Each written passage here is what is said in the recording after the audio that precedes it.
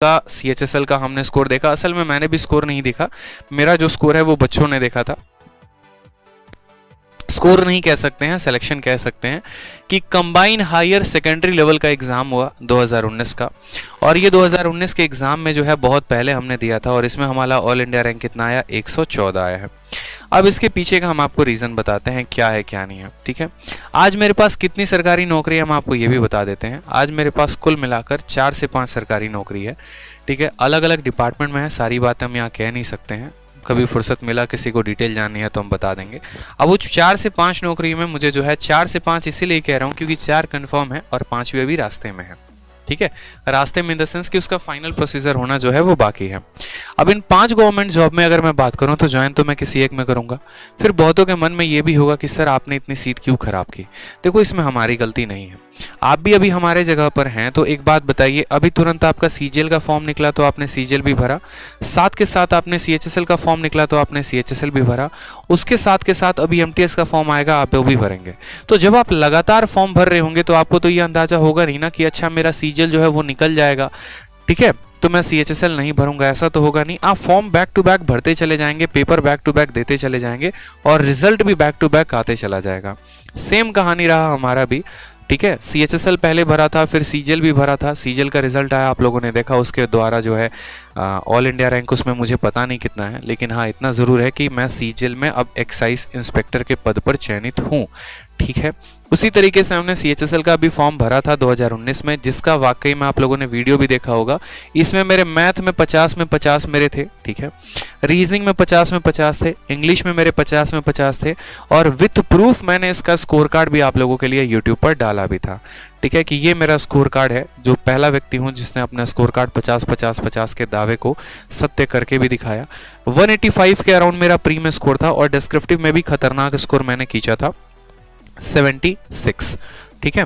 और इतना स्कोर आने के बाद जो ऑल इंडिया रैंक आया वो 114 आया। मैं इसमें चाहता ना तो मेरा ऑल इंडिया रैंक मैं ये कह सकता हूँ कि 1 से 10 के बीच में होता, और ये मैं बता रहा हूँ किस रीज़न से होता, क्योंकि यहाँ पर जो हमारी GS जो है वो थोड़ी सी गड़बड़ हो गई, और गड़बड़ इसीलिए हो गई क्योंकि ये बंदा CGL मेंस की तैयारी कर रहा था, CHSL जैसे एग्जाम के लिए तैयारी नहीं कर रहा था, ठीक है। नवंबर में CGL का मेंस का पेपर था और अक्टूबर में CHSL का पेपर था, तो जाहिर सी बात है कोई भी CGL एस्पिरेंट होगा तो वो CHSL की तो तैयारी नहीं करेगा, GK GS या करंट अफेयर तो नहीं पढ़ेगा, अपने मेंस पर फोकस करेगा। इसीलिए जो है यहाँ पर काफ़ी महीने 4-5 महीने पहले प्री हुआ था, उसी के आधार पर पेपर देकर गए और आ गए, ठीक है। अगर मैंने यहाँ पर अगर थोड़ा GS पढ़ा होता तो शायद इसका रूप रंग कुछ और होता, क्योंकि ये पेपर मैं घूमते घूमते गया था, ठीक है। मैंने कहा कि पास में ही सेंटर था जहाँ पर मैं उस दिन गया था, और एडमिट कार्ड भी बस उसी समय निकलवाया और जाकर मैंने पेपर दे दिया और यहाँ पर मेरा आ गया। मैं अगर चाहता तो इसमें थोड़ी सी मेहनत करने के बाद ऑल इंडिया रैंक 1 से 10 भी आ जाता, ठीक है। थोड़ी सी अगर मैंने GS VS में ढंग की मेहनत कर ली होती, 1-2 महीने पहले पढ़ा होता, ये स्कोर आ जाता। अब यहाँ पर आप लोगों को जो है थोड़ी सी बात जानने की ज़रूरत है कि क्यों आज मेरे पास 4 से 5 गवर्नमेंट जॉब हैं, और कैसे ये गवर्नमेंट जॉब मेरे पास आए, कितनी मेहनत करनी पड़ी, बच्चे सब कुछ बात जानते हैं। तो देखो मेरा जो बैकग्राउंड है ना, बहुत बड़ा बैकग्राउंड दोस्तों नहीं है, ठीक है। बहुत बड़े परिवार से या बहुत मतलब यहाँ पर एक तरीके से पैसे वाले परिवार से मैं नहीं हूँ, आप ही के बीच से मिडिल फैमिली से हूँ। 2014 से मैं दिल्ली में आया, ठीक है। आज मैं अपनी लाइफ की मैंने कही ना कि मैं आज आपसे ऐसी ऐसी बातें शेयर करूँगा जो मेरे आत्मा के अलावा कोई भी नहीं जानता है, लेकिन मैं हमेशा कहता हूँ कि आप मेरे परिवार हो, आप मेरे परिवार की तरह हो, ठीक है, मेरे भाई हो, हमेशा मेरे दोस्त हो, तो आपसे क्या छुपाना। ये 3 बातें मैंने यहाँ पर लिखी हुई है, और ये 3 बातों का मैं आपको एक एक व्याख्या भी करूँगा कि मैंने अपने लाइफ में पोस्टर भी बेचा है, ठीक है, ध्यान से देखना। मैंने रिक्शा भी चलाया है, और कहाँ चलाया वो भी बताऊंगा मैं आपको, और कई रात मैं भूखे भी सोया हूँ। ये मेरे जीवन की एक सच्चाई है जिसको मैं कभी भूल नहीं सकता हूँ, ठीक है। और ये कैसे हुआ क्या हुआ ये बता रहे हैं। वक्त है 2014 का, जब हम दिल्ली में आए थे ग्रेजुएशन करने, जब हम 12th में थे, और 12th पास आउट करके जब हम दिल्ली में आए थे ना, तब उस समय मेरी जो उम्र थी, अगर हम 2014 की बात करें तो कितने साल हो गए, 14-4 18 साल की मेरी उम्र थी, और 18 साल की उम्र में हम जो है वो दिल्ली में आए हुए थे। 1996 का हमारा जन्म है, और 18 साल के दिल्ली में जब हम यहाँ पर आए थे ना, तो उसके बाद से हमने घर से पैसे मंगाने बंद कर दिया। पैसे मंगाने बंद कर दिए तो पैसे की बड़ी दिक्कत हो गई यार। मतलब ठीक है, कॉलेज की फ़ीस भरना होता था, रूम भी रेंट देना होता था, और दिल्ली में सर्वाइव करना काफ़ी मेरे लिए मुश्किल हो गया। तो एक टाइम ऐसा आया कि 2014 के बाद से, जब मैं ग्रेजुएशन के फर्स्ट ईयर में था, तो वहीं से मैंने ट्यूशन्स पढ़ाने शुरू कर दिए, होम ट्यूशन, ठीक है, बच्चों को 6th के क्लास को, 7th क्लास को, 8th क्लास को। तो मैं ऐसे ही एक जगह ट्यूशन पढ़ा रहा था और कुछ महीने के बाद क्या हुआ कि 2 महीने के बाद जो है जहाँ मैं ट्यूशन पढ़ा रहा था वहाँ पर जो है वो लोगों को कहीं जाना पड़ा, जिसके चलते मेरा जो है वो ट्यूशन छूट गया। अब ट्यूशन छूट गया तो वैसे हालात आ गए थे कि किराया विराया देना थोड़ा मुश्किल हो गया। तो वैसे केस में मेरे जो कुछ दोस्तों का समूह था, जो कि शायद अगर आज ये वीडियो देख रहे हो तो उनको ये बात पता भी होगा। तो मेरा एक दोस्त करके था, आशीष करके, उसने कहा कि यार देखो फलाने जगह पर चलना है, 2 घंटे का काम है, गुड़गांव में एक्चुअली जाना था, 2 घंटे का काम है और 2 घंटे में स्कूल का प्रमोशन करना है, उसके लिए तुम्हें वो 400 रुपये देंगे। तो मैंने कहा चल लेते हैं, कोई दिक्कत की बात नहीं है, ठीक है। उनकी कैब आई थी, हम धौला कुआं मेरा कॉलेज था, वहाँ से जो है कैब में बैठकर मैं गया गुड़गांव में। और गुड़गांव में जाने के बाद वहाँ पर ये हुआ कि हाँ 2-3 घंटे जो है आराम से एक रिसेप्शन रहेगा, वहाँ पर बैठकर प्रमोशन करना है और करने के बाद वो 200-300 रुपये 400 रुपये उनकी बात हुई थी कि वो दे देंगे ऐसे करके। तो मैंने कहा चलो ठीक है, कोई दिक्कत नहीं है। लेकिन प्रॉब्लम वहाँ तक नहीं आई, प्रॉब्लम वहाँ से शुरू हुई, ठीक है। उन्होंने जो कहा था जस्ट उसका डिफरेंट हुआ। वो गाड़ी में बिठाए और गाड़ी में बिठाने के बाद जो है 4 दोस्त थे हम टोटल, उन्होंने 4 अलग अलग चौक पे छोड़ना शुरू किया हमें।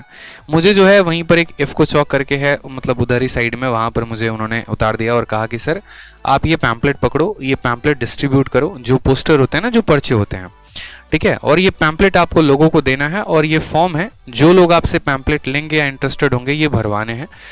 50 से ऊपर फॉर्म भरोगे तभी हम आपको पिकअप यहाँ करने आएंगे। मेरी हालत उस समय ऐसे ख़राब हो गई ना कि मेरे मतलब पैर के नीचे से मेरा ज़मीन खसक गया था। मुझे एक पल के लिए समझ में नहीं आ रहा था कि ये हुआ है तो हुआ क्या है। दिन ऐसे कभी लाइफ में देखे नहीं थे कि पोस्टर बांटने की नौबत आ जाएगी, ठीक है।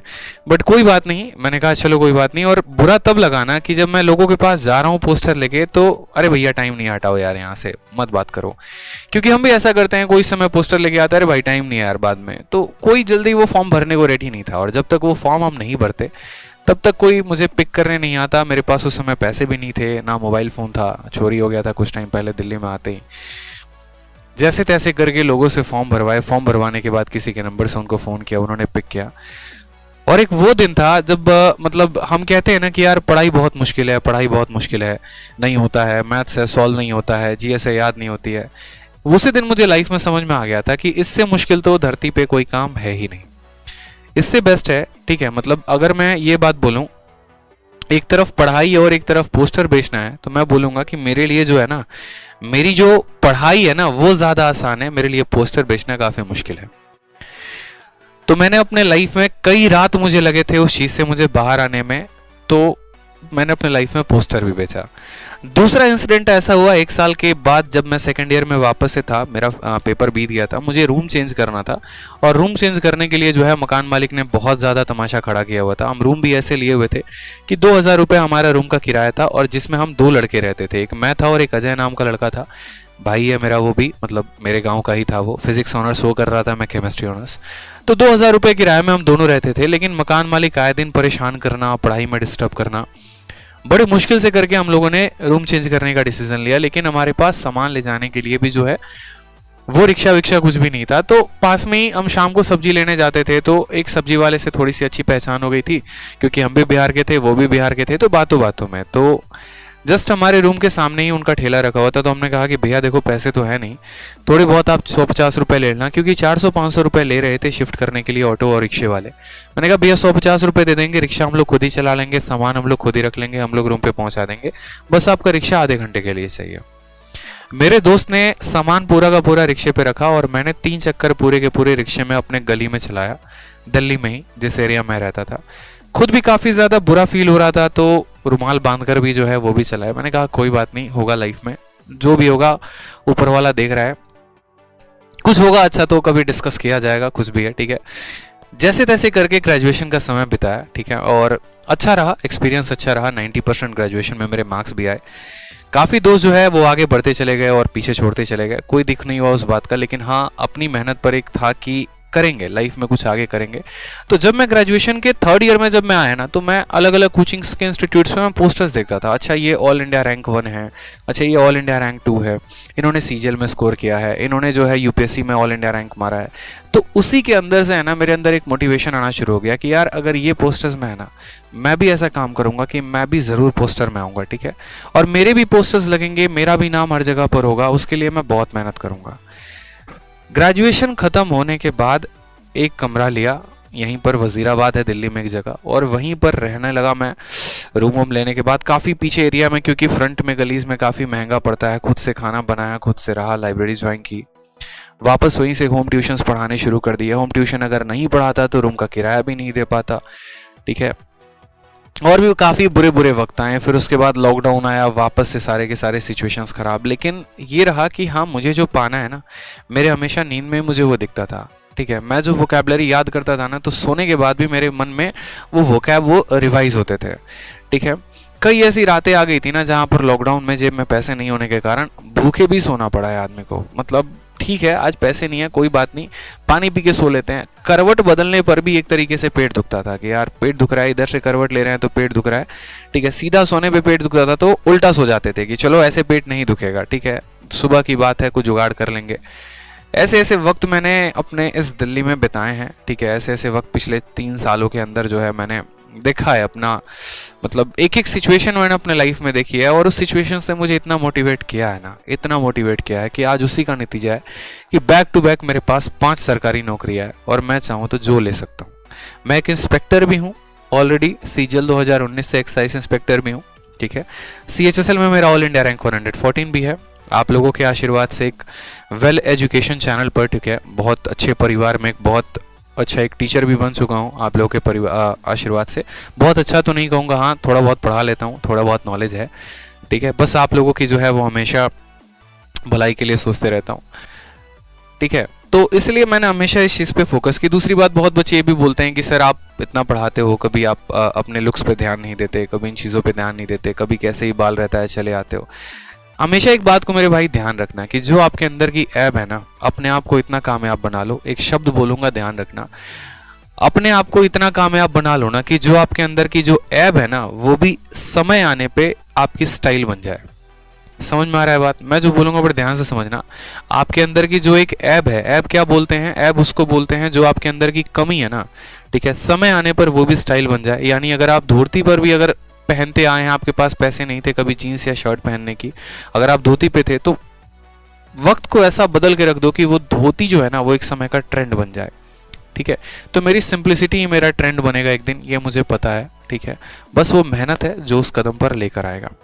आपको भी इसी तरीके से मेहनत करते रहना है। बहुत बड़े बड़े यार नहीं होते भाई, जितने भी ये टॉपर्स होते हैं ना, शायद ही उनके 10% ऐसे होते हैं जो बहुत अच्छे बैकग्राउंड से होते होंगे, ठीक है। 90% सिचुएशंस वैसी लोगों की होती है, सबके सब स्ट्रगल कर रहे होते हैं। बहुत बड़ी फैमिली से कोई नहीं होता यहाँ पे। अगर उतने बड़ी फैमिली से होते तो यार हम IIT करते, ठीक है, हम MBA करते, हम यहाँ पर मेडिकल की तैयारी करते, हम सरकारी नौकरी की तैयारी थोड़ी करने आते हैं। हमें पता है कि हमारे पीठ पीछे हमारे परिवार के पास कुछ भी नहीं है। उतने पैसे होते तो वो तैयारी करवाते, नहीं है तभी तो हमें आगे इस जंग में आके लड़ना है, और अपने लिए भी लड़ना है, और अपने आने वाले जो है एक तरीके से जनरेशंस के लिए भी लड़ना है। तो ये अपने मन में एक ठानो, एक मोटिवेशन रखो, पॉजिटिव मोटिवेशन रखो, मेहनत करो। आपके मेहनत से बड़ा कुछ भी नहीं हो सकता इस धरती पे। और मैंने खुद पर्सनली अपने लाइफ में देखा है कि मेहनत का जीवन में कोई तोड़ नहीं है। जिसने मेहनत की है वो हमेशा निरंतर आगे बढ़ता गया है, ठीक है, और वो हमेशा आगे बढ़ता चला जाएगा। तो इस मेरी है ना, आप कभी ये मत सोचना कि सर जो है बहुत शुरू से हाई फाई थे, इंग्लिश मीडियम में पढ़े थे, बहुत हाई बैकग्राउंड थे, हमारा ही बैकग्राउंड लो है। मैं बच्चों से आज बात करता हूँ, बहुत बच्चे ऐसे हैं जो सिक्योरिटी गार्ड की जॉब करते हैं, बहुत बच्चे ऐसे हैं जो खेतों में अभी भी काम करते हैं, खेती भी करवाते हैं, पढ़ाई भी करते हैं, बहुत ऐसे हैं जो दिल्ली में बस में कंडक्टर भी एक स्टूडेंट, ठीक है, और फिर भी उस बार इसके सीजीएल में भी काफ़ी अच्छे नंबर है, सीएचएसएल में भी। तो सबका ऑलमोस्ट पैटर्न इतना ही होता है मेरे भाई। बस मैं बोलूँगा कि वो बच्चे काफ़ी ज़्यादा खुशनसीब हैं जिनके पास रोटी आ रही है और जिनके पास मेहनत करने की ज़रूरत नहीं है, उनके घर वाले उनको सपोर्ट कर रहे हैं। तो ऐसे बच्चों को मुझे जहाँ तक लगता है भाई जान लगा दो, ठीक है। कम से कम वो हाथ में स्मार्टफोन तो है, कम से कम फैसिलिटीज़ तो घर वालों ने दे रखी है, ठीक है। सोचो उनका जिनके पास तो कुछ भी नहीं है, फिर भी वो एक से एक रैंक फोड़ रहे हैं और एक से एक नौकरी लेके जा रहे हैं, ठीक है।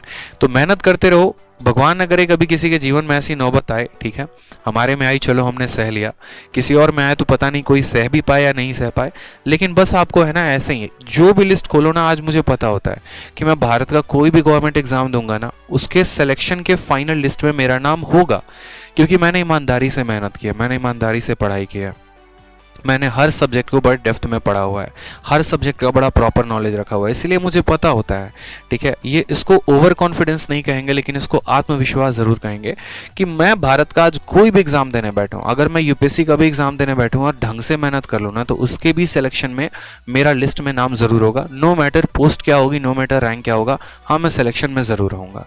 लेकिन आज अगर मैं वो अपने कीमती समय छोड़कर आपको पढ़ा रहा हूँ, तो कहीं ना कहीं मेरे लाइफ का जो एक सपना था मैं उसको पूरा कर रहा हूँ।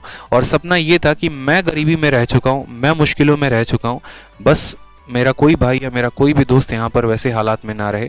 मुझे गाइड करने वाला कोई नहीं था, लेकिन आपको गाइड करने के लिए आपका बड़ा भाई आदित्य रंजन यहाँ पर ज़रूर है, ठीक है। मेरे लिए चीज़ें काफ़ी मुश्किल थी, सही कंटेंट काफ़ी मुश्किल था, सही सोर्सेस काफ़ी मुश्किल थे, जहाँ भी था वहाँ पैसे पैसे पैसे का ही खेल होता था। लेकिन आपके लिए कभी मैं ऐसे हालात आने नहीं दूंगा कि आपके लिए जो है पढ़ने के लिए आपको बहुत ज़्यादा मतलब पैसे नहीं है तो आप पढ़ नहीं पाओगे, कभी ऐसा सिचुएशन होगा नहीं, ठीक है। तो बस आप मेहनत करते रहो, आपका भी आएगा यार। और ऐसे मैं रिजल्ट देखता भी नहीं हूँ, मैं सच बताऊँ मेरे पास 5 जॉब्स हैं, बट मैं किसी का रिजल्ट देखता नहीं, क्योंकि मुझे पता है हर पेपर में मेरा नाम होना ही होना है। क्यों पता है? क्योंकि मैंने उसके पीछे की ये मेहनत की है, और जो मैंने ये मेहनत की है ना, तो इसी वजह से मुझे कंफर्मेशन होती है कि साला कोई भी लिस्ट हो ना, कोई भी लिस्ट हो जो मैं पेपर देने बैठ रहा हूँ, चाहे वो सीजीएल हो, सीएचएसएल हो, सीपीओ हो, कोई भी पेपर हो ना, उसमें मेरा नाम आदित्य रंजन जरूर मिलेगा, कैटेगरी 6 जरूर मिलेगी, ये बात तय है, ठीक है।